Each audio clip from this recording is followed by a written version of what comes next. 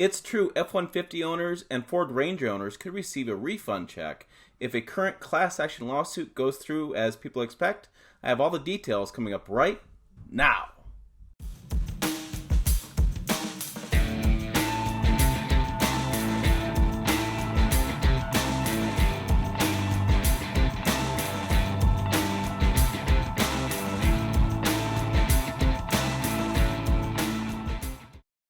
Hey, it's Tim Esterdahl, Pickup Truck Plus SUV Talk, and my passion is trucks and SUVs. If that's your passion too, hit subscribe below, click the bell to be notified when new videos put out like this one. So there's some news articles going out right now about a current class action lawsuit that could be just as big as the VW emissions scandal, Toyota's unintended acceleration scandal. It may just be a huge deal once we really dig through the layers. So what I'm going to do is go ahead and put my screen on, do this little screen capture. I'm going to show you what I'm talking about, and we're going to go through the details on what, if you're a Ford F-150 owner, what you may be wanting to check your mailbox for and keep an eye on, because this could go big. All right, let's talk about it. Here we're going to be on pickuptrucktalk.com, and so I have Ford F-150 Ford Ranger owners can receive refund check.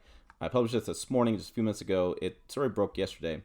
So what this does is follows up on Ford internal investigation on the 2019 Ford Ranger. Now this is where Ford engineers came out and they said, hey, we are not stating these numbers accurately, and Ford launched an internal investigation, and now there's a federal EPA probe into the investigation of inaccurate fuel economy testing. I'll put a link above. I did a video on this as well, and you can watch that video. So what they're looking at is looking at 2018 and 19 Ford F-150 and 2019 Ford Ranger. You may be wondering, wait a minute, Ford said it was just a 2019 Ford Ranger. Well, this law firm claims that they did some investigation, and actually F-150 is going to be involved as well as part of the Ranger. And so what they're looking at specifically, the law firm's talking about the road load estimations. I'm working on that, road load estimations. There's a part of that that talks about the coast down portion of the test, and it's not reported accurately, which relates to drag and rolling resistance. The claim is that these figures are misstated by upwards of 15% for highway driving and 10% for city driving. And so they combine these two lawsuits. They have one the Ranger and one F-150. And so this lawsuit could add up to thousands of dollars. And that's if Ford followed the same testing procedures for the F-150 like it did the Ranger. Now that's an if, but it does make you think that why wouldn't they? If the same guys were doing it, why would there be different guys? So it does raise that question. The law firm says it's very likely that probably happened. Now, if you're wondering who these Hans Berman, it's actually Shepro people are, they were involved in the $14.7 billion Volkswagen emission suit, the $1.6 billion Toyota unintended acceleration suit, and the $2.6 billion Philip Morris suit, which is the largest litigation in history. Like I said, in short, they know their stuff. So I put the lawsuit below. This is the lawsuit. I put the press release below from the law firm, and this is the big thing. This is the big story right here. They're saying that the fuel economy for the 2018 F-150 V6 was 19 city, 26 highway. And I have to believe this is EcoBoost. These are EcoBoost numbers, and so they don't specifically say what the EcoBoost is. But they say the actual mileage was 17 and 22, which works out to about $2,700 over the lifetime of the truck. If you look at the lifetime of the truck, it's 150,000 miles.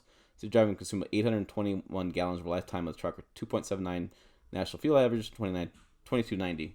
The highway extra fuel, so I mean they're adding city driving and highway driving, so you're talking, geez, $3,000-$4,000. Yeah, that could be huge.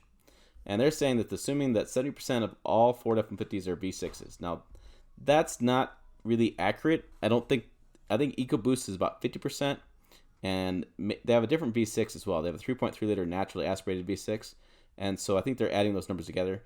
I think they're talking about 50%. And looking at the numbers, they figure total additional fuel cost for the one model year would be $1.4 billion for city fuel, $1.3 billion for highway rating, or $1.2 billion for combined rating. Now that's looking at just 2018 sales. And so if you go back in time and think about 2019 or 2017, 2016, then you go forward to 2019, I don't know. They say there's no reason to assume Ford overstated mileage in just the V6 model of 2018 Ford F-150 lawsuit states. That is a very interesting statement, which, I mean, you got to wonder, if it just was in the V6, what happened to the 5.0 liter V8? Is that also included in that? What about the 2.7 liter? What about that's the V6 as well. But what about all these different engines they're offering? What about the 17 model year? What about, there's a lot of questions. And so this is lawsuit filed July 22nd, 2019. Here it is. There's a link here. This is for the cases. If you have a 2019 Ford Ranger or 2018 and 2019 Ford F-150, click this link, get hold of these attorneys. There's going to be some interesting litigation coming out of this. And they go even further. They really got some nasty comments in here. Ford officially has no statement. And so I found this out on autonews.com. We've not seen a complaint, a Ford spokesman said. Typically, we do not comment on pending litigation, which they shouldn't. However, based on reports, it appears this is similar to 2 other filings by the same law firm in the same court. So they've also filed as well. They filed for the Ford Ranger, and now they've expanded it to Ford F-150 as well. And so this is interesting. They also claim the installed a mileage cheat device. I don't know about that. But they would know, they did the Volkswagen thing. They did that Volkswagen drive. So this is how they're talking about it. Ford miscalculated road load, which measured on these forces. So the testing looks at the rolling resistance and drag a vehicle has. So when a vehicle is testing dyno machine, as required by regulations, the manufacturer knows how much drag and rolling resistance to apply to the vehicle to simulate the road. And so that they claim they miscalculated this road load, which measured these forces, and that is what's causing the big misstatement of the fuel economy. Ford's internal lab tests do not account for these forces, which lead to better and entirely inaccurate fuel economy projections. Claims vehicles emitted less pollution than they emitted in reality. And then, they talk about Ford's incentive to cheat. I don't know. I don't think they had an incentive to cheat. Sure, you want to have the most appealing fuel economy ever, but I just think people just screwed up. Some engineers screwed up, and Ford's going to pay the price. So that's the lawsuit. That's what's going on. You can read the whole article. I kind of skipped around on it. Again, it's pickuptrucktalk.com. It's on the front homepage. I'll go to the homepage so you can see it, and you can kind of go through all of that information as well, and you can decide what you think about that.